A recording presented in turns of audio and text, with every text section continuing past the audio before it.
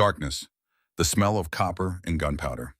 Sloane Kessler lay in a shallow depression behind a boulder, her left shoulder screaming where the bullet had torn through. Her right hand maintained pressure on the tourniquet wrapped around Gunnery Sergeant David Hayes's thigh. Her left hand still gripped her rifle. 6 Taliban fighters advanced across the rocky terrain. 50 meters. 45. Raven. Prophet's voice was fading, each word costing him.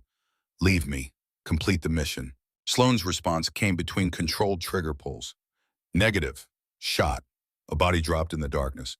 Drag you out or die trying. Shot. Another fighter fell. Prophet's breathing changed. That wet, rattling sound she'd heard too many times before. The tourniquet wasn't enough. The femoral artery was shredded. Shot. The 3rd Taliban went down. David, stay with me. She never used his first name, only his call sign. But this was different. This was goodbye. His hand found hers on the tourniquet. Squeezed once, then went slack. Sloane Kessler screamed for a medevac helicopter that would arrive 4 minutes too late. Cut to black. The fluorescent lights of Phoebe Sentinel's field hospital hummed their mechanical lullaby through the Afghan night. 0200 hours. That dead space between midnight and dawn, when the human body craves sleep most desperately. When alertness drops to its lowest point. When soldiers on watch have to fight their own biology just to keep their eyes open. Sloane moved between the hospital beds with a quietness that seemed almost supernatural. Navy blue scrubs crisp despite the oppressive heat that lingered even at this hour. Despite the dust that infiltrated everything in this godforsaken corner of Kunar province. Her blonde hair pulled back in a tight bun. At 34, she had the kind of face that suggested competence more than beauty. High cheekbones, eyes that watched everything. A mouth built for reassuring words rather than giving orders. But appearances could be deceiving. She paused at bed 7. Corporal Marcus Webb struggled with his breathing. 23 years old. Shrapnel through his left lung 3 days prior. Each breath was a small victory against the damage that had torn through his chest. Sloane's fingers found his wrist, checking his pulse with practiced efficiency. 58 beats per minute. Steady, strong enough. Her other hand adjusted the pulse oximetry clip on his index finger. The digital readout climbed from 89% to 92%. There you go, she murmured. That particular quality of calm that could steady panicked soldiers and soothe fevered patients with equal effectiveness. Just keep breathing, Corporal. Nice and easy. She turned to adjust his morphine drip. 2 milligrams per hour. Standard protocol for thoracic trauma. And then she caught herself doing it again. That thing she tried so hard not to do anymore.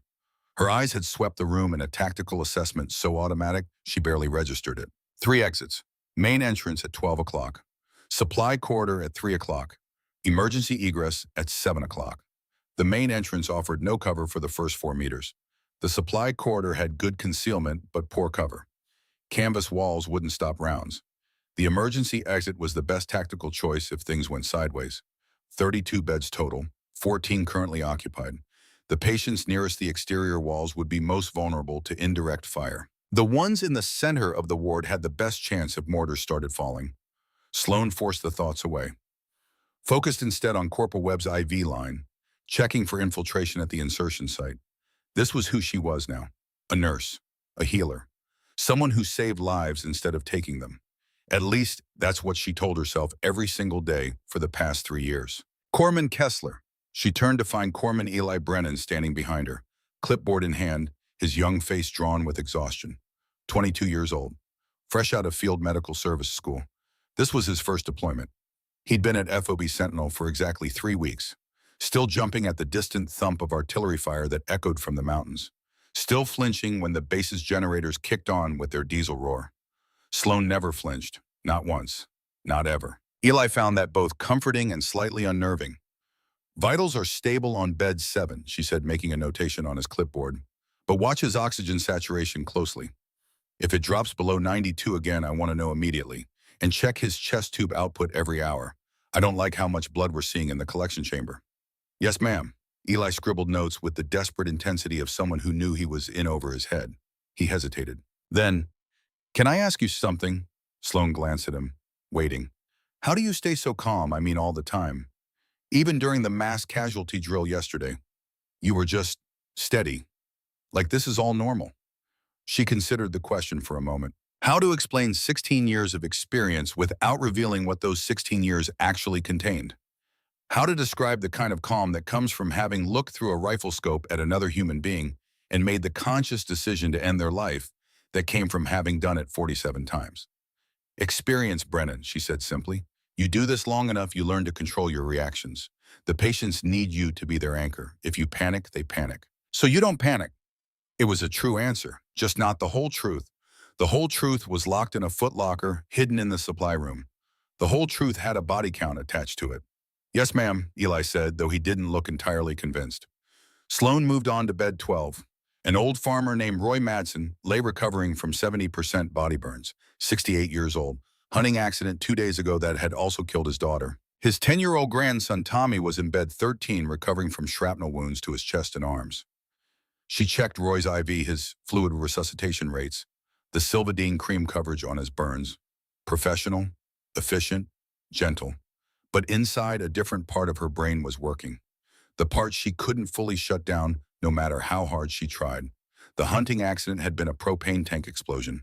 Poor maintenance on an old RV. Preventable if someone had known what to look for. If someone had done a proper safety inspection. Roy would live. Tommy would live. But the boy's mother was in the base morgue waiting for transport home. And no amount of medical skill could change that. Sloan adjusted Tommy's blanket, pulling it higher around his small shoulders. The child stirred in his sleep, murmuring something she couldn't fully understand.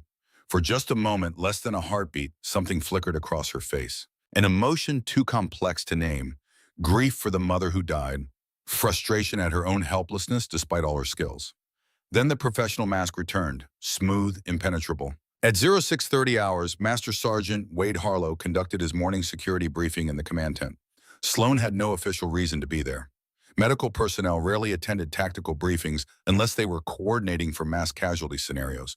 But she found herself standing near the entrance anyway, ostensibly checking supply inventories on her tablet. Really listening. Harlow was 48 years old, built like a fire hydrant, compact, solid, immovable. His weathered face bore the scars of multiple deployments. His eyes carried the particular wariness of someone who'd seen too many things go wrong. Perimeter status, he said, pointing at a map spread across the folding table. Western Sector Observation Post Bravo reports all clear. Northern Approach OP. Charlie has visual on the Valley Approach Road out to 8 clicks. Eastern Sector. Sloan's eyes tracked to the map without conscious thought. The eastern perimeter, where a dried wadi ran southeast to northwest, a natural drainage channel carved by seasonal floods. From where she stood, she could see exactly what Harlow was missing.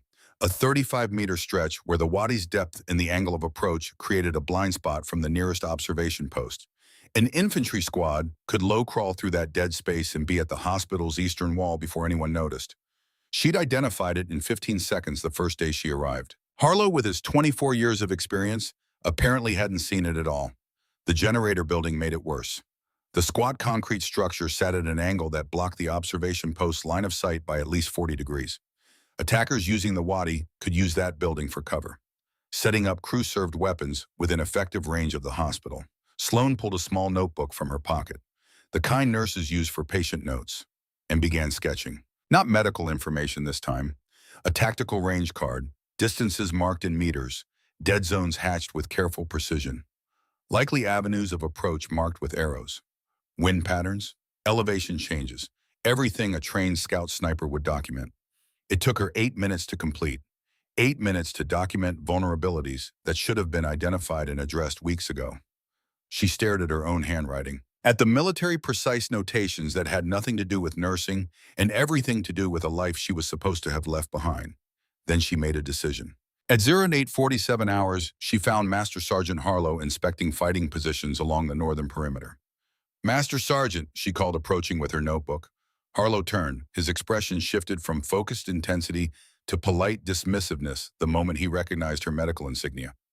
Corpsman Kessler, something I can help you with. Sloan opened her notebook, showing him the range cards she'd drawn. I wanted to talk to you about the eastern perimeter. I've mapped the approach from the wadi. Harlow glanced at the sketch. His eyebrows rose slightly. Then he looked at her with something between amusement and condescension. That's actually a pretty detailed tactical assessment. Where did a nurse learn to draw range cards?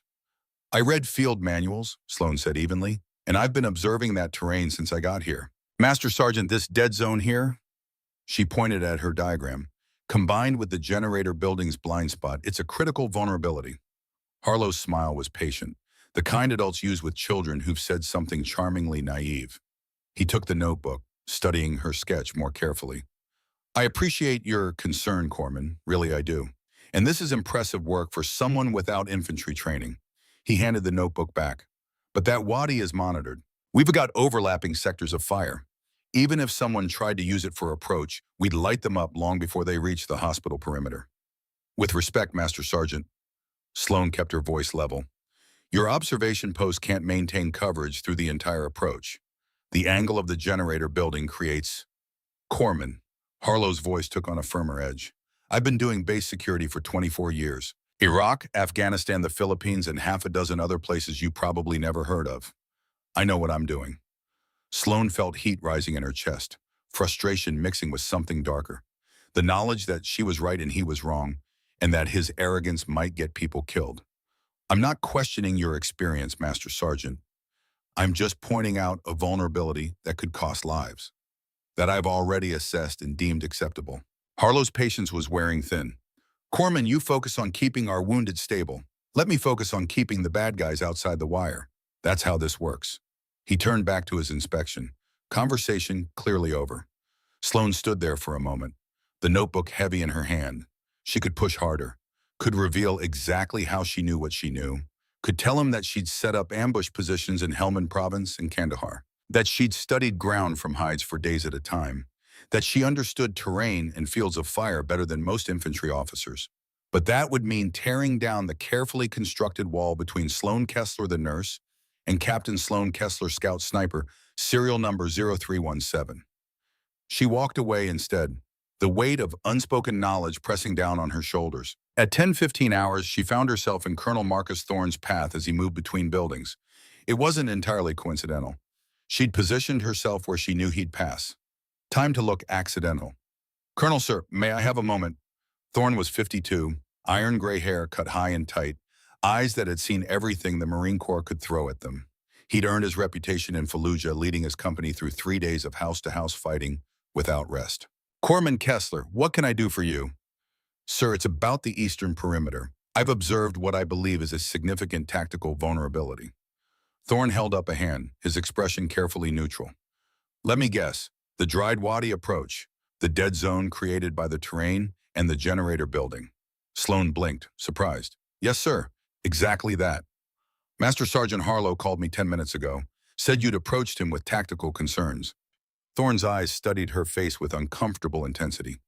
Corman, where exactly did you learn to conduct tactical terrain analysis? The question hung in the air between them. Sloane could feel the moment balanced on a knife's edge. The truth would solve the immediate problem. Thorne would listen to her assessment if he knew her background, but the truth would also destroy the life she'd built, the identity she'd chosen, the distance she'd created from the woman who'd killed 47 people. I've spent 3 years deployed, sir. You pick things up. Do you? It wasn't really a question. Thorne's eyes never left her face. Corman, I appreciate your vigilance, and for what it's worth, I had our intelligence officer run a second assessment of that eastern approach. She agrees there's reduced coverage in that sector. He paused. But Master Sergeant Harlow has 24 years of experience in force protection. If he says the risk is acceptable, I trust his judgment. Sir, with respect. Corman. Thorne's voice carried the weight of command. We can't redesign our entire defensive posture based on a nurse's concerns about infantry tactics, no matter how well researched they might be. Master Sergeant Harlow is the subject matter expert here. A pause. Stand down. It was an order, not a suggestion. Yes, sir. As Thorne walked away, Sloane felt the familiar frustration of being dismissed, of knowing something critically important, and having that knowledge rejected because she wore the wrong uniform, carried the wrong job title. If she'd walked into that meeting as Captain Kessler, scout sniper, he would have listened, would have taken her assessment seriously, would have repositioned forces immediately, but she'd buried that identity under 3 years of nursing. And now she had to live with the consequences. The day crawled forward with agonizing slowness. Sloane threw herself into work, checking and rechecking medical supplies, running inventory on trauma equipment, preparing the hospital for casualties she knew were coming. At 13:47 hours, a Black Hawk helicopter thundered in with an emergency medical evacuation. IED strike on a convoy 20 kilometers south. 3 wounded Marines, all critical. The hospital erupted into controlled chaos. Sloane's hands moved with mechanical precision. Training taking over.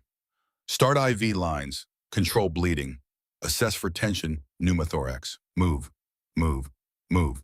The first Marine had lost his left leg below the knee, the stump wrapped in a hasty tourniquet that had saved his life but left him screaming. Sloane administered morphine, her voice steady and calm even as her hands worked with brutal efficiency. You're going to be okay, Marine. Major Voss is the best trauma surgeon in theater. You're going to make it home. The second Marine had shrapnel wounds across his torso, dozens of small metal fragments that had turned his chest into a minefield. Not immediately life-threatening, but painful and requiring careful extraction. The third Marine wasn't screaming, wasn't moving. His pupils were blown, one larger than the other. Traumatic brain injury. Sloane started an IV anyway, knowing it was probably futile, but unable to stop fighting. Major Garrett Voss came out of the surgical suite at a run, taking one look at the 3 patients and making instant triage decisions. Kessler, take the leg amputation. Get him stabilized for surgery.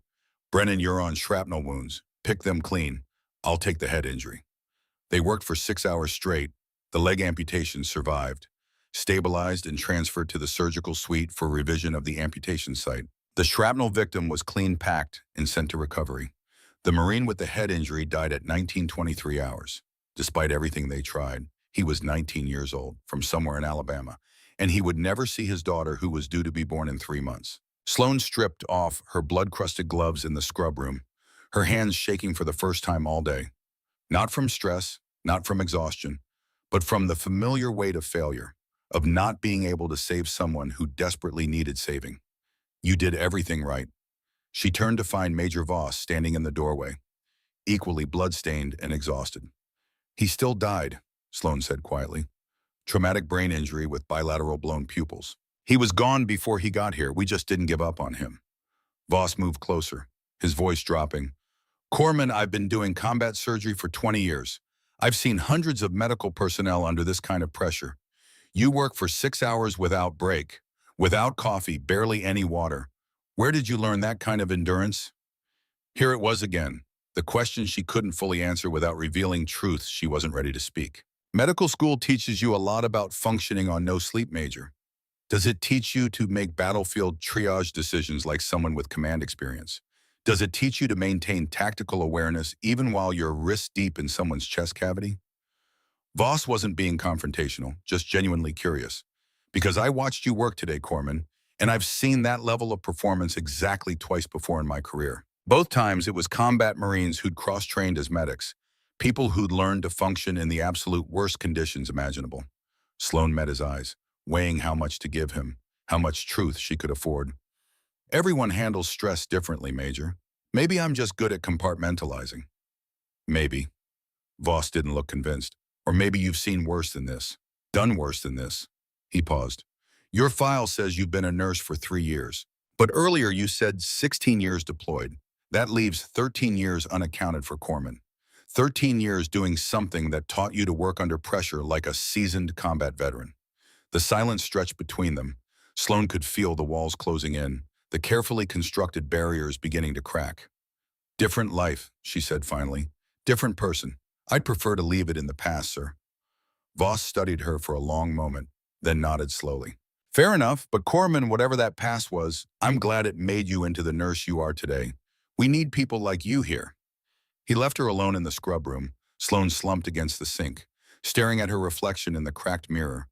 Blood on her scrubs, exhaustion in her eyes, and beneath it all, the ghost of the woman she used to be, pressing against the barriers she'd built, waiting for the moment those barriers would finally shatter. That moment came at 05:30 the following morning.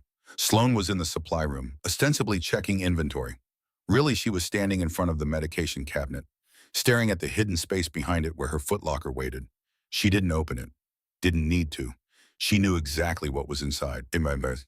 A ghillie suit, custom built for the terrain of Afghanistan's mountainous regions. Strips of burlap and canvas in browns and tans and grays, designed to make a human silhouette disappear into rocks and earth. Range cards meticulously drawn in her own hand. Distances calculated to the meter. Wind patterns mapped by season. Elevation compensations for different valleys. The accumulated knowledge of dozens of operations, hundreds of hours lying motionless in hides, watching, waiting, a scout sniper badge. Number 287, earned through 8 months of the most brutal training the Marine Corps could devise. Earned through pain and deprivation and the absolute refusal to quit even when her body screamed for mercy. And the photograph, 5 Marines in desert marpat camouflage, arms around each other, genuine smiles beneath the weight of war. Sloan recognized the woman she used to be, harder, leaner, with eyes that had seen too much death.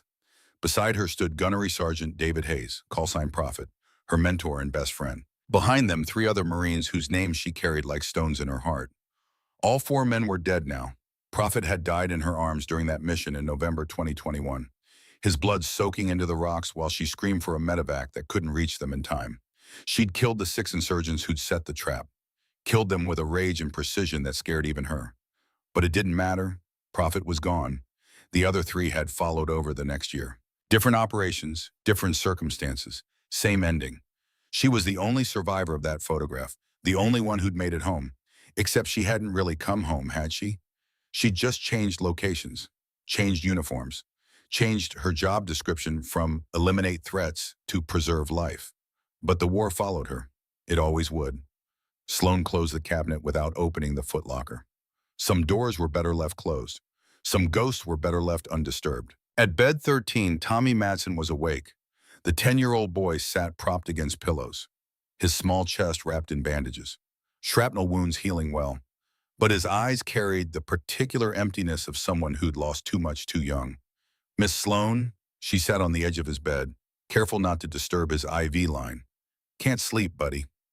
I had a bad dream, about the fire, about Mom. Sloan's hand found his, small and fragile in hers. I know, the dreams are hard. They'll get easier with time. I promise, Bunderwas. Do you have bad dreams? The question caught her off guard. Honesty seemed important here. Yes, I do. About what? About people I couldn't save. About friends I lost. Tommy was quiet for a moment, processing. Then, Miss Sloan, will the bad people come here like on the news, the ones who attack hospitals? Sloan felt something tighten in her chest. The intelligence briefings she'd overheard. The Taliban force staging in Korangal Valley. The eastern perimeter vulnerability that nobody would listen to her about. She looked at this small boy, orphaned, wounded, trusting her completely, and she made a promise she wasn't sure she could keep. Tommy, I will keep you safe no matter what. Okay. Promise, promise, pinky swear. She linked her pinky with his. The boy's grip was surprisingly strong. Okay, I believe you, Miss Sloan. As she tucked him back in and watched his eyes finally close in sleep, Sloan felt the weight of that promise settle over her shoulders. It was 0200 hours, the dead space between midnight and dawn. And somewhere out there in the darkness, she knew with absolute certainty violence was coming. She just didn't know that in less than 24 hours she would have to choose between keeping her promise and remaining the person she'd tried so hard to become, or that the choice would require her to kill 18 people to save 32. The night was quiet, too quiet. Sloan stood at the eastern edge of the hospital compound, staring into the darkness where the dried wadi cut through the terrain like a scar, and waited for the storm. The attack came at 0203 hours on the morning of October 29. Sloan was checking Corporal Webb's vitals when she heard it, a sound most people would have missed or dismissed as distant thunder or aircraft engines. But Sloan had heard that sound too many times to mistake it for anything else. The distinctive whistle of an incoming mortar round. Her body reacted before her conscious mind could process the information. Pure muscle memory from 16 years of combat, from dozens of indirect fire attacks, from training so deeply ingrained it bypassed rational thought entirely. Incoming. She was moving before the word finished leaving her mouth, diving toward Eli Brennan, who stood frozen beside bed 3. Her body slammed into his, driving both of them to the floor behind a steel-frame bed just as the first mortar round impacted 200 meters away. The explosion shook the hospital's plywood frame. Dust rained from the ceiling supports. Emergency lights flickered. Medical equipment rattled on metal shelves. Then came the second round. Closer. Then the third. The base erupted into chaos. Alert sirens screamed. Return fire crackled from defensive positions. The distinct chatter of M240 machine guns mixing with the deeper thump of MK-19 grenade launchers. Sloan's radio clipped to her belt exploded with frantic voices. Contact west perimeter, multiple hostiles in the wire. RPG Southwest Tower. Contact north. Contact north. Dismounted infantry estimate 20 plus. Major Voss stumbled out of the surgical suite, his eyes wide with shock. What's happening? Sloan was already on her feet, her voice carrying a command authority that had nothing to do with nursing. We're under attack. Multiple indirect fire, probably 82mm mortars. Patterns suggest they're adjusting fire toward the hospital. She turned to Eli, who stood paralyzed with fear. Brennan, get everyone away from the exterior walls. Move critical patients to the center of the ward. Now, use mattresses for overhead cover where you can. Corman, how do you? Voss started. Move. Sloane's voice cracked like a rifle shot. Do it now or people die. The force of her command cut through their shock. Voss and Eli began organizing the controlled evacuation of patients from vulnerable positions near the walls, dragging beds toward the center of the ward. Sloane moved to the hospital entrance, pressing herself against the sandbag wall, peering through the gap between canvas and plywood. Outside FOAOB, Sentinel had transformed into a battlefield. Tracers cut through the darkness in brilliant arcs of red and green. Muzzle flashes strobed from fighting positions. Flares hung in the air, turning night into flickering, uncertain day. The main defensive line was holding. She could see Marines in their fighting positions laying down disciplined fire. The insurgents had hit the western and northern perimeters hard, exactly as she would have done. Fix the enemy's attention, make them commit their reserves, then hit the real target from an unexpected direction. Her eyes snapped to the eastern perimeter, toward the dried wadis she'd warned about. Nothing visible yet, but every combat instinct she possessed was screaming danger. Then the radio confirmed her worst fears. Contact east side. Contact east side, multiple hostiles breaching the wire near the hospital. Time seemed to crystallize into perfect clarity. The sound of her own heartbeat became audible, a steady drum rhythm beneath the chaos. Her vision sharpened, peripheral awareness expanding.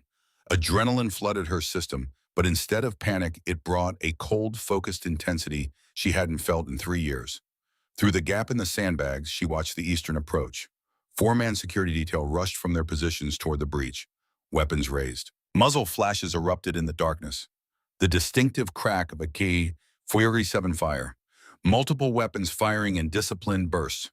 Corporal Danny Frost went down first, his body jerking as rounds tore through his chest. PFC Kyle Drummond tried to return fire, managed 3 shots before bullets found him. He collapsed backward, his rifle clattering on the gravel. Master Sergeant Harlow appeared from the northern defensive position, his M4 barking as he engaged targets in the darkness. Sloane saw the round hit him, saw his body twist, blood spraying from his left shoulder. He stumbled backward but kept firing, training overriding shock and pain. The last defender, Sergeant Owen Grant, was trying to drag Harlow to cover when return fire found him. Center mass. He dropped his weapon, falling from nerveless fingers.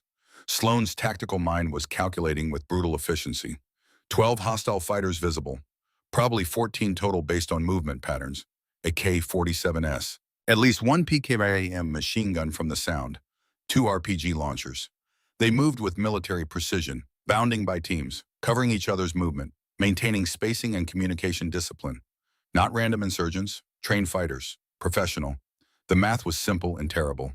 4 defenders, 2 of them wounded critically, 1 wounded but still fighting, against 14 attackers who had momentum, surprise, and superior numbers. Harlow was still shooting, but Sloane could see him weakening, see the blood loss taking its toll. He had maybe 90 seconds before shock set in, maybe 2 minutes before he lost consciousness. The insurgents were 60 meters from the hospital entrance, 55 from 50. Behind her, Voss appeared at her shoulder. Jesus Christ, they're coming right for us. Sloane's mind split into 2 tracks. The nurse calculating triage for incoming wounded. The warrior counting enemy fighters. Assessing their weapons, analyzing their tactics, calculating the odds. 45 meters, 40. She turned to Voss, and something in her eyes made him take an involuntary step backward. Get everyone to the surgical suite. Barricade the door with supply cabinets, medical equipment, anything heavy. Put mattresses over the patients for fragmentation protection. Her voice was absolutely steady, carrying a command presence that seemed to come from somewhere deep and dark inside her. Do it now, Major. That's not a request. What are you going to do? But Sloane was already moving, sprinting in a low crouch toward where Sergeant Grant lay motionless near the entrance. She hit the ground in a controlled slide that years of training had made automatic, ignoring the gravel tearing through her scrubs. Her hands found Grant's M4 rifle. Muscle memory taking over. Press check. Round chambered. Magazine check. 23 rounds. Selector switch from safe to semi-automatic. The rifle settled into her hands like greeting an old friend she tried to forget. The weight was familiar. The balance was perfect. Every control was exactly where her fingers expected it to be. Kessler, what the hell? Voss's voice started behind her. Go. The word came out as a roar. Get them to safety. Now. Two Taliban fighters appeared at the hospital entrance, moving fast, weapons raised, already firing toward the beds where patients lay helpless. They were young, early 20s, with the lean, hard look of men who'd spent their entire adult lives at war, moving with the confidence of fighters who expected no real resistance. Sloane's rifle came up with practiced smoothness. No thought, no hesitation, just training that had been drilled into her for 8 months at Scout Sniper School and refined through 16 years of combat. 3 controlled shots in 0.8 seconds. Center mass on the first fighter, center mass on the second fighter. Failure drill to the second fighter's head when he didn't go down after the first hit. Both men dropped like puppets with cut strings. The transformation was complete, instant, absolute. Corpsman Sloane Kessler, gentle night nurse, ceased to exist.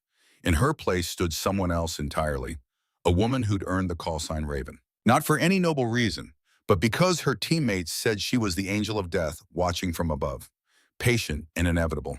A Marine Scout sniper who'd once held the battalion record for confirmed kills. A woman who'd spent 47 separate moments looking through a rifle scope at another human being and making the conscious decision to end their life. And now in defense of the wounded and helpless in the hospital behind her, she was about to add to that count. Sloane moved to the entrance, using the canvas wall as concealment, her body automatically settling into a tactical stance that was as natural as breathing. Through the gap, she could see the Taliban assault force repositioning, reacting to the sudden resistance. The precision of their movement spoke of professional training, not the typical insurgent tactics she'd seen hundreds of times. Someone had trained these fighters well. One fighter was advancing on Harlow's position, trying to flank the wounded Master Sergeant. Sloane's shot took him in the side of the neck. He went down clutching his throat, blood spraying between his fingers.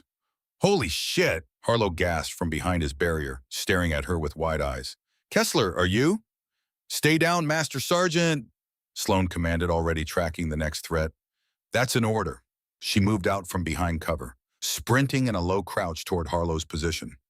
Rounds cracked past her head, so close she felt the pressure waves, but her body was moving with the automatic efficiency of someone who'd trained for exactly this scenario hundreds of times. She reached Harlow, grabbed his armor carrier with her free hand, dragged him backward toward the hospital entrance. He was a solid 200 pounds of muscle and gear, but adrenaline and desperation gave her strength she shouldn't have possessed. You're a goddamn shooter. Harlow wheezed through his pain, his eyes taking in the way she moved, the way she handled her weapon, the tactical precision of every action. Who the hell are you? Later, Sloane cut him off, propping him against sandbags inside the entrance. She took his spare magazines. 4 of them, 30 rounds each, 120 additional rounds. Can you still fight?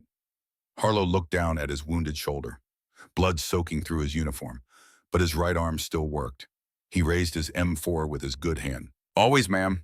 Sloane allowed herself the ghost of a smile. Good, because we're about to get busy.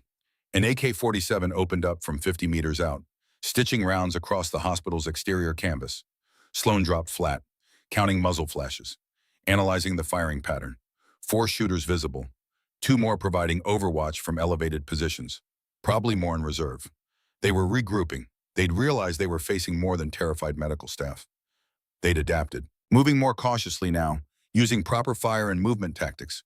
But they'd made a critical mistake. They'd given her time to prepare. Inside the hospital, she could hear Voss shouting orders, patients crying out in fear, equipment crashing as they built makeshift barricades. Eli Brennan appeared beside her, holding a rifle he barely knew how to use, his face pale but determined. Corpsman Kessler, I can help. Sloane looked at the young medic, 22 years old, still recovering from his own wounds, probably never fired his weapon outside of qualification ranges back home. Brennan, her words died as she saw more insurgents emerging from the darkness. 6 more, no, 7. They'd committed their entire assault force, 20 fighters total, based on her count, and she dropped 3. 17 attackers against her, a wounded Master Sergeant and a terrified 22-year-old who could barely hold his rifle steady. The math was brutal. The odds were impossible, but Sloan had faced impossible odds before, had spent days alone in hostile territory, had talked her way out of ambushes, fought her way through sieges, survived situations that should have killed her. And now, with 32 wounded men depending on her, with doctors and medics and patients who couldn't fight back, she reached down into the deepest part of herself, the part she tried to bury, the wolf. "Brennan," she said quietly, her voice carrying absolute certainty despite the chaos. "You're going to listen to me very carefully. When they come, you're going to aim center mass, short control bursts, 3 to 5 rounds. Don't try to be a hero, just keep them outside these walls. Can you do that?" "Yes, ma'am." "Good man." Sloan checked her rifle one more time. 23 rounds in the magazine. 4 spare magazines, 120 rounds. She'd need to recover weapons from the dead, conserve ammunition, make every shot count. 143 rounds total against 17 fighters who wanted everyone in this hospital dead. She looked at Eli, and something in her eyes made the young medic straighten despite his fear. "I'm going to do what I was trained to do, but you just worry about your sector. Trust your training, breathe." Outside she heard it, a voice calling out in accented English, loud enough to carry over the gunfire. "Raven, I know you're in there." Sloane's blood turned to ice. That voice. She knew that voice. 3 years hiding as a nurse. Did you really think you could run forever? Master Sergeant Harlow looked at her. "Ma'am, you know that guy." Sloane's jaw clenched, her mind racing back 8 years, to a different desert, a different war, a different version of herself. The voice came again. "This is Colonel Nathan Cross. Remember me, Raven? We graduated Scout Sniper School together, class of 2016. You were number 2, I was number 3. Sloane's hands tightened on her rifle. Nathan Cross, she remembered him. Brilliant tactical mind, exceptional marksman, troubled, always pushing boundaries, always questioning orders. The last she'd heard, he'd been discharged, dishonorable. Something about unauthorized operations, civilian casualties. "After they kicked me out, I found better employers," Cross continued, his voice carrying a casual arrogance. "People who appreciate real talent, who don't tie your hands with rules of engagement. I've been training these fighters for 6 months, teaching them to move like Marines, fight like professionals." He paused. "When I heard there was a corpsman at this FOB with unusual tactical knowledge, I had to investigate. Took me 2 weeks to confirm it was you, Sloan Kessler, the great Raven, hiding behind a nurse's uniform." Harlow whispered. "Ma'am, is he telling the truth?" Sloan didn't answer. Her mind was calculating. Cross knew her capabilities, knew her methods. This wasn't a random attack. This was personal. He'd brought 14 trained fighters because he knew what it would take to challenge her. "You have a choice, Raven," Cross called out. "You can die with these people, or you can walk out. Join us. We could use someone with your skills. Real work, real money. No politicians second-guessing every shot." Sloan keyed her radio, changed to the command frequency. "Colonel Thorne, this is Kessler. Be advised, assault force leader is a former Marine. Nathan Cross, scout sniper. He knows our tactics. This is a targeted attack, not random insurgent activity." Thorne's voice came back immediately. "Understood. QRF is engaged on west side, trying to break free to support you. Hold position." Sloan switched back to listening. Cross was still talking. "What's it going to be, Raven? You always were practical. You know the math. 17 trained fighters against you and a couple of wounded defenders. You can't win this." Sloan thought of Prophet, of his last words 3 years ago. "Don't let this define you." But Prophet had been wrong. This did define her. The killing and the healing. The warrior and the nurse. Both parts. Always both. She stood up, exposed in the entrance, rifle lowered, looking toward where she knew Cross was positioned. "Nathan," she called out, "you're right about one thing. I can't win." She paused. "But I don't have to win. I just have to hold long enough for the quick reaction force to get here. And you know what? I think I can do that." Her rifle came up. "Here they come," Harlow said quietly, his voice steady despite the blood loss. Sloan settled into firing position, her breathing slowing, her heart rate dropping. Her mind entering that crystalline state of combat focus where time stretched and every detail became hyper-real. "Let them come." The hospital erupted into hell. Insurgents poured through 3 entry points simultaneously. A coordinated assault, exactly as Cross would plan it. Sloan moved through the chaos like smoke, each shot deliberate, each movement calculated. A fighter rounded the corner. Her double tap dropped him before he could acquire a target. 4 down, movement left. She pivoted. 3 rounds into a fighter trying to flank through the supply corridor. 5 down, an insurgent came at her with a knife. Close quarters. No time for the rifle. Sloan dropped the M4, her hands moving through Marine Corps martial arts training. She redirected his thrust, used his momentum, drove her elbow into his face. Breaking bone. Her combat knife taken from Grant's belt found his kidney. He dropped. 6 down. Eli was firing from his position. Wild shots, but the suppression helped, keeping fighters from rushing. Brennan controlled fire. Make them count. The young medic adjusted. His next burst more disciplined. Sloan recovered her rifle, moved to new position. A fighter exposed himself, trying to locate her. Her shot caught him center mass. 7 down. Behind you, Eli screamed. Sloan spun, an insurgent climbing through torn canvas. Mid-climb, vulnerable. Her shot hit him. He hung there, suspended by the fabric. Then slid down, leaving a red smear. 8 down. The firefight had been raging for maybe 6 minutes, an eternity in combat time. Her scrubs were soaked with sweat and blood, some hers from minor cuts, most from other people. Around her, the hospital was destroyed, equipment shattered, walls torn, beds overturned, shell casings littered the floor. But the patients in the surgical suite were still alive. She counted bodies. 8 insurgents down inside the hospital, maybe 2 more outside from Harlow's shooting. That left approximately 7 or 8 still in the fight, and her ammunition was running critical. She grabbed an AK-47 from a dead fighter, checked the magazine, about 30 rounds. Kessler, Harlow called from his position. They're pulling back, regrouping. Sloan moved to the entrance, used the sandbag wall for cover. Risked a look outside. Harlow was right.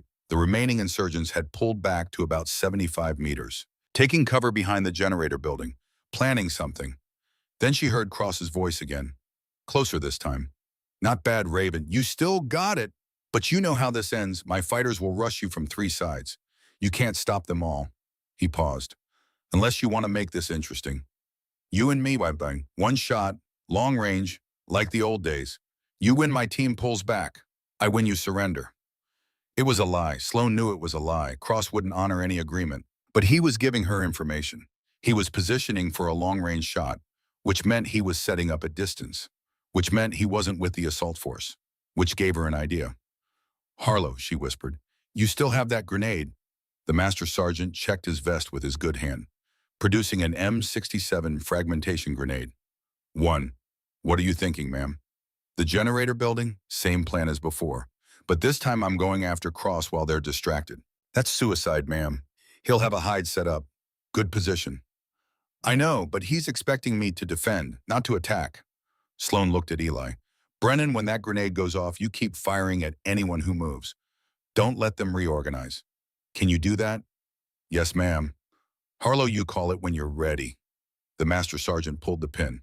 Frag out. The grenade arced through the darkness, hit the ground near the generator building, detonated. The explosion punctured fuel drums. Diesel sprayed. The secondary explosion was massive. A rolling fireball climbed into the night, turning darkness today. Insurgents caught in the blast, burning, screaming. Sloan was already moving. Not toward the fire, the opposite direction, sprinting low across open ground, using the chaos as cover. Cross would be positioned somewhere with good line of sight to the hospital. Elevated if possible, probably 200 to 300 meters out. She scanned the terrain as she ran. There, a small rise, natural position, good fields of fire. Sloan dropped into a wadi, using the terrain for concealment, moved fast but quiet. She could hear gunfire behind her. Eli keeping up suppression, the base finally coming alive with support. But she had one objective now. Nathan Cross had come here specifically to kill her, to prove himself better, to show that she couldn't hide. She was going to end that.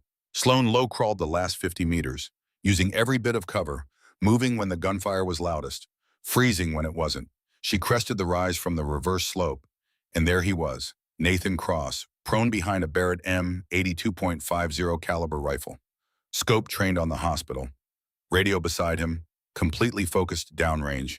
He never heard her coming. Sloan's rifle pressed against the back of his head. Nathan, he froze. Raven, impressive. I really didn't think you'd come for me. You targeted this hospital because you knew I was here. You brought fighters to kill wounded soldiers. That's not being a warrior. That's being a terrorist. Strong words from someone who killed 47 people. To protect others, you're killing for money. Cross laughed, bitter. We're not so different, Raven. We're both killers who got good at it. We're completely different. I stopped. You didn't. She keyed her radio. Thorne, I have Cross, requesting security detail to my position. Cross spoke quietly. You won't kill me. That's not who you are anymore. Right, the gentle nurse. Sloane's finger was on the trigger. All the justification in the world. He'd orchestrated this attack. People were dead because of him. One squeeze and it would be over. But she thought of Tommy's question earlier. Will the bad people come? And her promise, I'll keep you safe. She'd kept that promise. Not by killing everyone, but by stopping them. Cross was stopped. The attack was over. You're right, she said finally. I won't kill you. Not because I can't, because I don't have to. She pulled zip ties from her pocket, secured his hands behind his back. Marines arrived 3 minutes later, took Cross into custody. As they dragged him away, he looked back at her. You'll kill again, Raven. It's who you are. Maybe, Sloane said quietly, but only when I have to. Not because I want to. She walked back toward the hospital, the eastern sky beginning to lighten with pre-dawn gray. The sound of American firepower filled the night. The quick reaction force had broken through, their M4s and machine guns tearing into what remained of the insurgent assault force. The remaining fighters broke and ran, dragging wounded with them, fading back into the darkness. By the time Sloane returned to the hospital entrance, it was over. Hospital secure. Marines were shouting, clear, clear building, secure. Major Voss emerged from the barricade, stepping carefully over bodies, his eyes finding Sloane covered in blood and cordite. Corpsman Kessler, he said quietly. Who are you really? Sloane looked at him, then at the bodies, then at her own hands. Just Sloane Major, just someone who did what was necessary. Before he could respond, Colonel Thorne's voice crackled over her radio. Kessler, status report, now. Sloane keyed her mic. Sir, hospital secure. Multiple enemy KIA Cross in custody. Our casualties are Master Sergeant Harlow with GSW to shoulder. 2 security personnel KIA. All patients stable. A pause. Corpsman, how many enemy did you personally engage? Sloane counted silently. The bodies inside. The ones outside. Approximately 15, sir. Hard to get exact count with QRF engagement. Another pause. Longer this time. 15. You engaged 15 hostiles as a nurse. Yes, sir. Remain in position. I'm coming to you. Sloane secured her weapon and moved to Harlow, her training as a nurse reasserting itself. Checked his wound, applied fresh pressure dressing. Started a second IV line. Ma'am, Harlow said weakly, you went after Cross alone. That was the bravest or stupidest thing I've ever seen. Probably both, Master Sergeant. Eli approached, shaking but unhurt. Ma'am, I didn't think we'd make it, but you were incredible. Sloane put a hand on his shoulder. You held your position, Brennan. That's all anyone can ask. You did good. Colonel Thorne arrived with his command staff. They stood in the entrance of the destroyed hospital, taking in the carnage. Thorne's eyes found Sloane, still kneeling beside Harlow, hands working even as her scrubs dripped blood. Corpsman Kessler, we need to talk now. Sloane stood slowly, meeting her commanding officer's eyes. Sir, I did what was necessary to protect the patients under my care. Necessary? Thorne repeated the word. Master Sergeant Harlow's report was quite detailed. He described tactical movement consistent with advanced infantry training. Weapon handling suggesting extensive combat experience. Shot placement he characterized as artist-level marksmanship. He turned to his intelligence officer. Pull Corpsman Kessler's complete military record. Original jacket. The officer's fingers flew over her tablet. Her eyes widened, then widened further. Sir, oh my God. Read it aloud, Captain. The officer's voice shook. Kessler Sloane Avery, Captain United States Marine Corps, MOS 0317, Scout Sniper. The Marines nearby went still. She continued. Scout Sniper School Honor Graduate, Advanced Skills Distinguished Graduate, confirmed kills 47. Someone whistled softly. Decorations, Silver Star with Valor Device. 2 Bronze Stars with Combat Distinguishing Device. 3 Purple Hearts. Navy Marine Corps Commendation Medal. Combat Action Ribbon. The officer looked up. Sir, there is a classified section requiring higher clearance. Later. Thorne's eyes never left Sloan. Captain Kessler, why didn't you tell us what you were? Sloan's jaw clenched. Because I didn't want to be that person anymore, sir. I wanted to save people, not kill them. I thought I could leave it behind. Her voice carried pain beneath the steadiness. You saved 32 lives tonight, Captain. I killed 15 people. The math doesn't balance, Colonel. It never does. Thorne stepped closer. Those 15 were trying to murder wounded soldiers. That's not murder, Captain. That's war. And whether you want to admit it or not, you're damn good at it. Before Sloan could respond, the intelligence officer's tablet chimed. Sir, new SIGINT. The attack tonight wasn't the main assault. It was a probe. She looked up face pale. The real assault force, 40-plus fighters with mortars and recoilless rifles, is staging in Korangal Valley, 800 meters northeast. They're coordinating a dawn bombardment in 45 minutes. She paused. Our counter-battery radar was damaged. We're blind. They have a forward observer on Hill 384, 687 meters from our position. He's directing the mortar crews. The implication was clear. Without counter-battery, the next attack would be devastating. Everyone turned to look at Sloan. Thorne's voice was quiet but carried command weight. Captain Kessler, we have no designated marksman. Sergeant Kowalski is in surgery. You're the only qualified sniper on this FOB. He opened a rifle case. Inside M40 A5 sniper rifle, Night Force scope, Harris bipod. Can you make a 700-meter shot at dawn with thermal inversions against a dug-in forward observer? Sloan stared at the rifle. She hadn't touched one in 3 years. Sir, my longest confirmed shot was 1,247 meters, but that was a different life. Captain, that life is the only thing standing between us and a massacre. I'm not ordering you. I'm asking. Will you take the shot? Sloan thought about Prophet dying in her arms. The 47 people she'd already killed. The weight she carried. Then she thought about the patients, about Corporal Webb, about Tommy Madsen, about Eli, about all the people who couldn't protect themselves. Running from who she was didn't make her better. It just made her unable to protect those who needed her. Her hands reached for the rifle case. I'll need a spotter, sir. Harlow, being treated nearby, spoke up. I'll do it, ma'am. Be an honor. Sloan nodded. 23 minutes to dawn. Let's move. She picked up the rifle.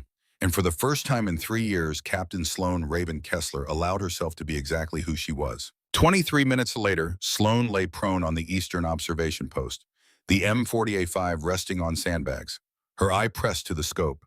Beside her, Master Sergeant Harlow scanned through binoculars, his wounded shoulder braced against padding. The pre-dawn darkness was beginning to fade. That strange gray time when night gives way to day, but neither fully dominates. Sloan performed the ritual she'd thought she'd abandoned 3 years ago. Her hands moved across the rifle with the certainty of muscle memory, checking the bolt, confirming the ammunition. 5 rounds of 168-grain Federal Gold metal match loaded in the internal magazine, 15 more in reserve. She pulled her notebook, the same one where she'd drawn the range card that Harlow had dismissed days ago, and began recording data. Target distance, 687 meters, confirmed by laser rangefinder. Elevation angle, 8 degrees upward. Wind left to right, 9 knots gusting to 11. Temperature, 52 degrees Fahrenheit and dropping. Humidity, 68%. Barometric pressure, 29.87 inches of mercury.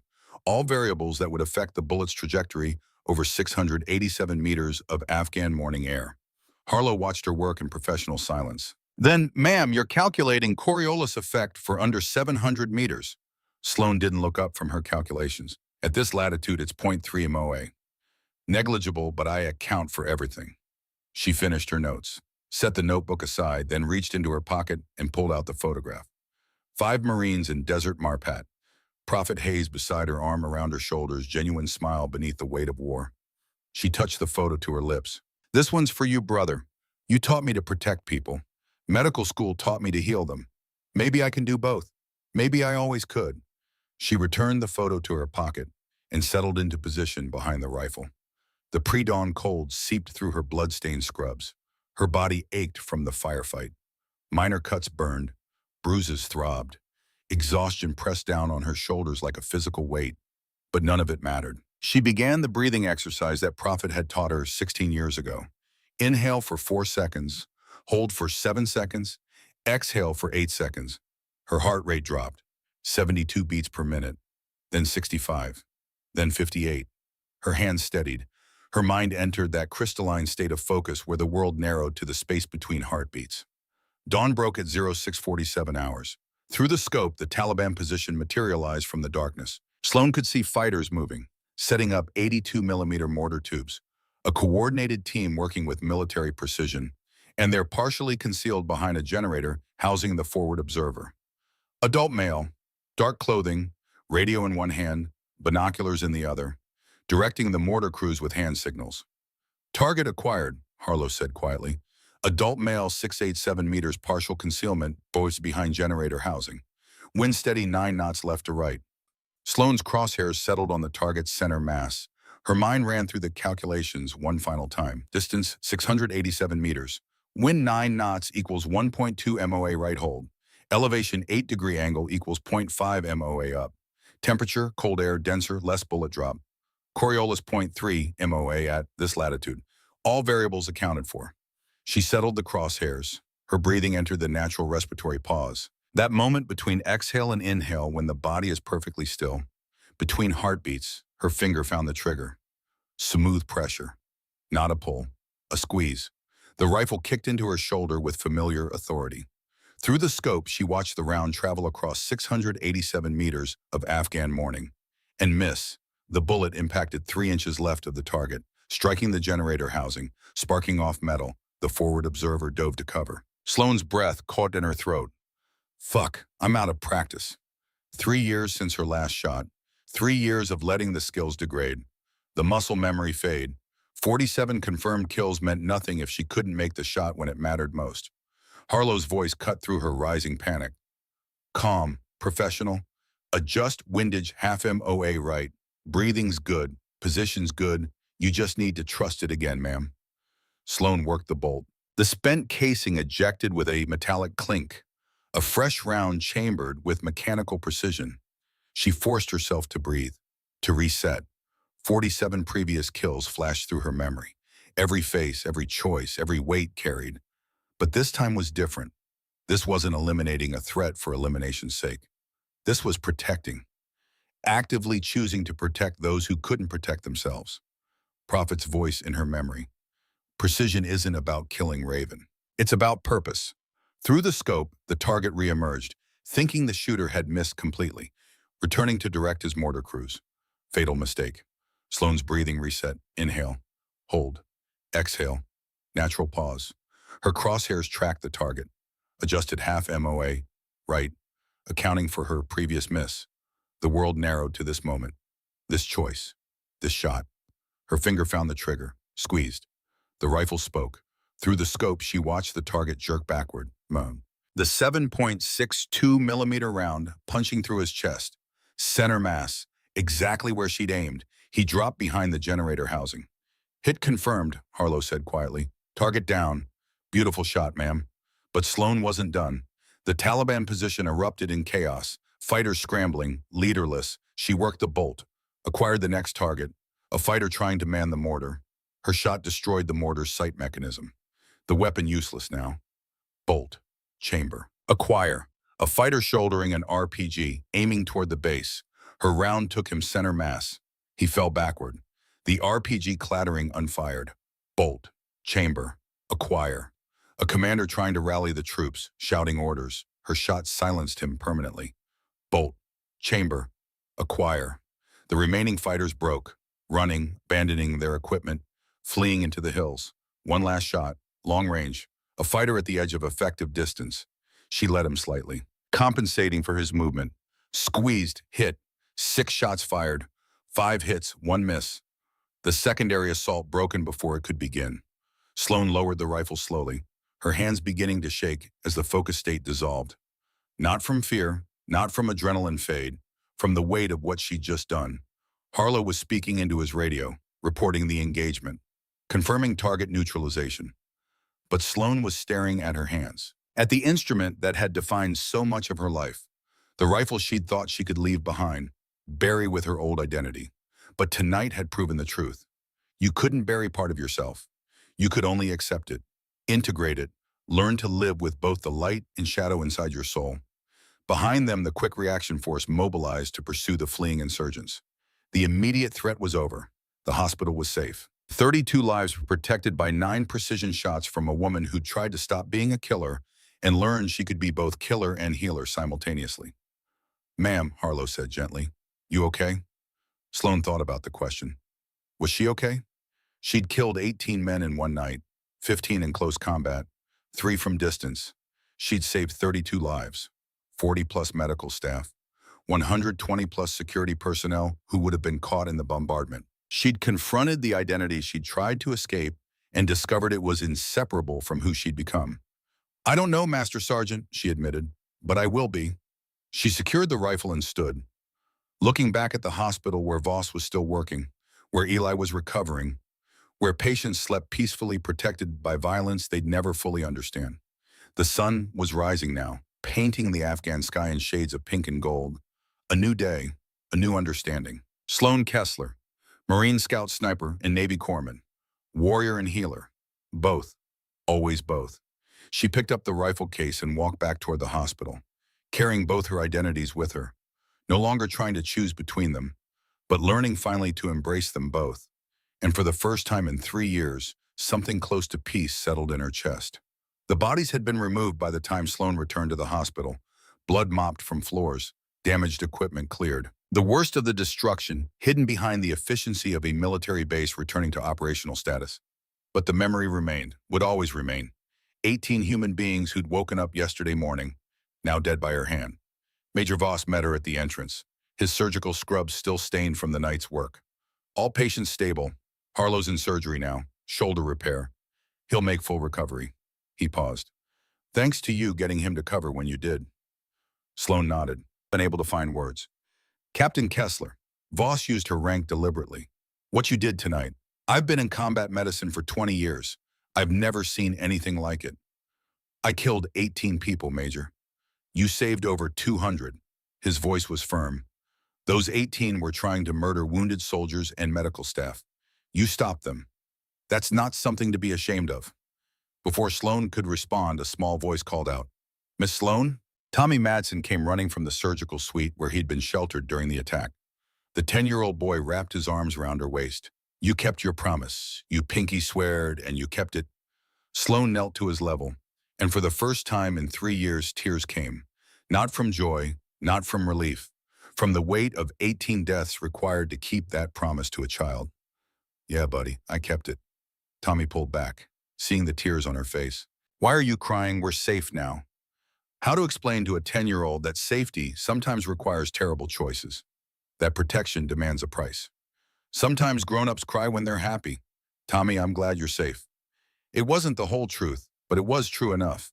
Eli Brennan approached, his young face still pale from the night's events, but eyes clear. "Ma'am, Captain Kessler, you saved everyone. How do you feel?" Sloan stood, looked at the young medic who'd stood his ground despite his terror. Like a murderer and a hero, Brennan. Both. Always both. She paused, needing him to understand this. "Those 18 people are dead because of me. That's true. 190 people are alive because of me. Also true. Neither cancels the other. You carry both forever." Eli nodded slowly, beginning to understand the cost of violence in service of protection. At 1100 hours, Colonel Thorne found her in the supply room. She was standing in front of the medication cabinet, not looking at the hidden footlocker behind it, just standing. "Captain Kessler, walk with me." His tone was formal but not cold.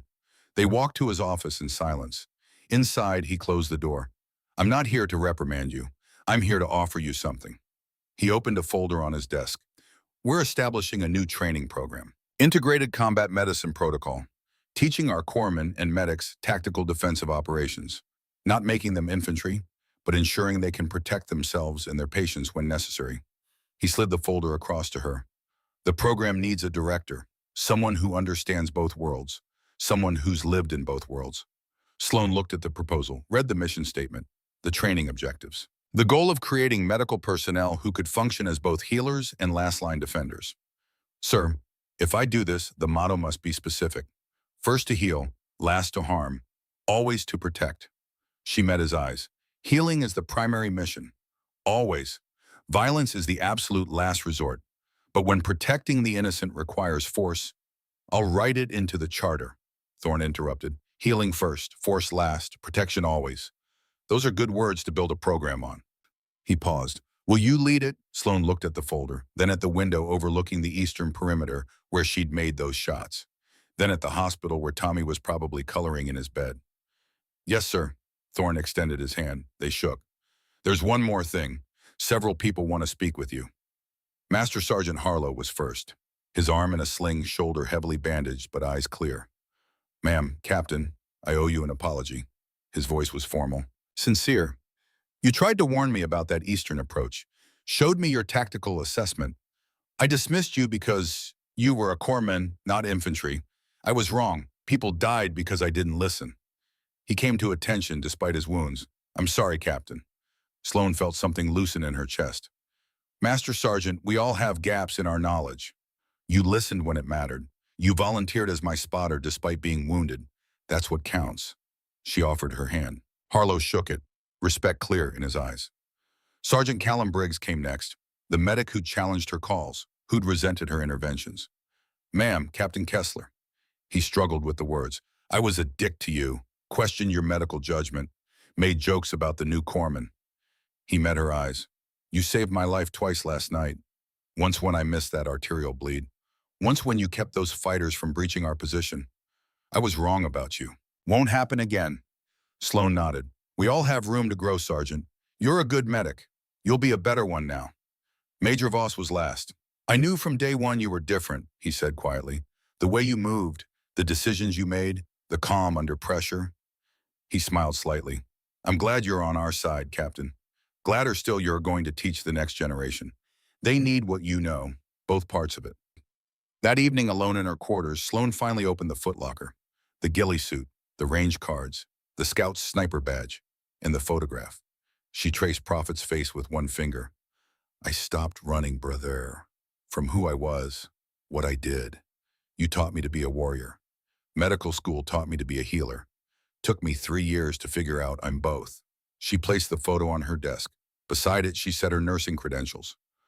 Both visible, both honored, both her. Months later, Pierce 2025 FOB. Sentinel looked different in spring. The hospital had been rebuilt, stronger than before, with proper defensive positions integrated into its design. The Eastern Wadi approach that Sloan had warned about was now covered by overlapping fields of fire and a secondary observation post exactly where she'd recommended. Sloan stood in front of 12 students on the training ground, the first graduating class of the Hayes Protocol Integrated Combat Medicine. 16 students total, 11 Navy corpsmen ranging from 22 to 34 years old, 3 Army medics between 24 and 29, 2 civilian trauma nurses cross-training for veterans hospitals both in their late 20s, mix of genders, mix of backgrounds, volunteers. Sloan looked different too. She'd gained back 14 pounds she'd lost from stress. The dark circles under her eyes had faded. She slept 6 to 7 hours a night, now up from 3. The tension in her shoulders had released. Her face was softer, not the hard-edged woman from October. The difference between hospital medicine and field medicine, she said, her voice carrying across the training area, is this: in a hospital, security handles threats. In the field, sometimes you are the security. She paused, making sure they understood. You might have to neutralize a threat before you can treat a patient. You might have to kill someone to save someone else. Her eyes swept the class. That will haunt you. It should haunt you. The day taking a human life stops bothering you is the day you've lost your humanity. Remember that. A young female corpsman in the front row raised her hand. Petty Officer Tessa Whitmore, 24 years old, 3 months in country. Ma'am, how do you live with the kills? I mean, how do you sleep at night? Sloan appreciated the honesty of the question. You don't live with them, Petty Officer. You carry them. Every face, every decision, every trigger pull. She sat on the edge of the table, making this personal. I carry 65 faces now, some from 10 years ago, some from 6 months ago. I see them when I close my eyes. The class was silent, listening. But I also carry the other faces, the 190-plus people alive, because I was willing to do what was necessary. 32 patients in that hospital. Tommy Madsen, 10 years old, who'd be dead if I'd chosen to stay just a nurse. She paused. Both sides exist. Both are true. You don't balance one against the other. You carry both. Another pause. But here's what matters. When you carry that weight, you use it to inform better decisions next time. You become wiser, more careful, more deliberate about when violence is truly necessary. After class, Sloan returned to her office. On the wall, two photographs hung side by side. The first, her original team with Prophet Hayes, Afghanistan 2018. 5 Marines, young and hard and purposeful. The second, Hayes Protocol Class 001. 16 students in mixed uniforms standing at attention, Sloan-centered. Beneath both photos, a handwritten caption, "They taught me to fight. I teach them to heal. Both matter." Her desk held a briefing folder. Deployment orders for an Iraq advisory mission. Report date June 15th. Her new designation, Tactical Medicine Advisor. Dual role authorization, medical operations, plus force protection, consultation. The Marine Corps had finally created a position that acknowledged both parts of who she was. On her laptop, a video call connected. Her mother's face appeared. Marion Kessler, 62, calling from Virginia. "Sweetheart, you look good, really good. Something's changed." Sloan smiled, a real smile. "I stopped running, Mom, from who I was, what I did." She gestured at the photos on her wall. "Prophet taught me to be a warrior. Medical school taught me to be a healer. For 3 years, I thought I had to choose. Turns out, I'm both, always was." Her mother's eyes glistened. "David would be so proud of you, honey. Both parts, the fighting and the healing. He taught you both for a reason." "I know that now," Sloan said quietly. "Took me 3 years and one hell of a night to figure it out. But I'm at peace with it, finally." After the call, she pulled out her notebook. The same one where she'd drawn that first range card, where she'd documented her sniper shot calculations. On a fresh page, she wrote the statistics that had been compiled over the past 6 months. Hayes Protocol Training Summary.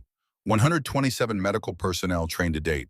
A medical system had requested curriculum implementation across 8 states. 12 via hospitals running pilot programs, focusing on rural and remote facilities where law enforcement response times exceeded 15 minutes. Navy Medicine integrating Hayes Protocol into Fleet Marine, Force Corpsman training pipeline. New 40-hour module tactical patient defense. 0 casualties among Hayes Protocol graduates deployed to high-threat areas. 14 documented incidents where trained medics successfully defended patients under fire. The quote was spreading through military medicine communities, appearing on unit patches, training materials, morale shirts. Heal when you can, fight when you must, always protect. Simple words, but they carried the weight of everything she'd learned. That evening, packing for her upcoming deployment, Sloan laid 2 items side by side on her bunk.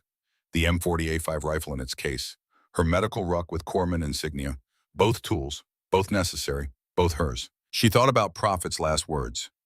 "Don't let this define you, Raven." But he'd been wrong. All of it did define her. The 65 lives she'd taken, the hundreds she'd saved, the warrior and the healer, the killer and the protector. She wasn't running from either anymore. Not hiding who she was, not pretending to be only who she wanted to be. She was both. Always had been, always would be. And maybe that was exactly what the world needed. The next morning before the sun rose, Sloan returned to the Eastern Observation Post one last time. The place where she'd made those dawn shots 6 months ago. The wadi below was quiet now, empty. The generator building had been rebuilt. The fuel drums relocated to a safer storage area. All the vulnerabilities she'd identified had been addressed. She stood there as the sun climbed over the mountains, painting the Afghan sky in shades of copper and gold, thinking about the journey. From Captain Sloan Kessler Scout Sniper to Corpsman Sloan Kessler Nurse to finally just Sloan. Integrated. Whole. Tommy Madsen had been transferred stateside 2 weeks ago, fully recovered, reunited with his grandfather Roy. Before leaving, he'd given her a drawing. Stick figures of a nurse holding a rifle protecting a hospital bed with a small boy in it. Caption in crayon, "Miss Sloan kept her promise." That drawing was tucked in her footlocker now, beside Prophet's photo. Beside her Scout Sniper badge, all the pieces of who she was. As the sun fully cleared the mountains, Sloan picked up her rifle case. Time to head to the armory. Return the M40A5 until the next time it was needed, and there would be a next time. She understood that now. But between those times, she would heal, would teach, would save lives. And when the moment came that required the other half of her training, she would be ready. Not because she wanted to kill, but because she was willing to protect. First to heal, last to harm, always to protect. The words had become more than a motto. They'd become a philosophy, a way of life, a truth she'd carved from violence and compassion both.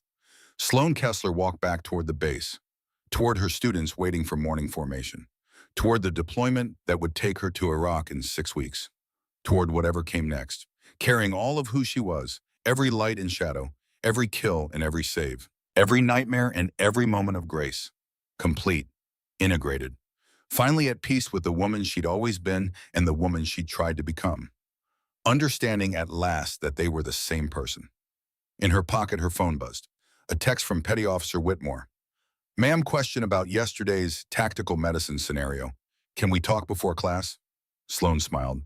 The next generation, learning what she'd learned, carrying forward what Prophet had taught her, what the Marine Corps had trained her, what medicine had given her. The legacy wasn't the shots she'd made, the lives she'd taken. It was the wisdom she could pass on, the integration she could teach, the understanding that protecting sometimes requires violence, but violence in service of protection is fundamentally different than violence for its own sake. She typed back, "Meet me at the training ground, 0600, bring coffee." The work continued, the teaching, the healing, the protecting, and when necessary, the fighting.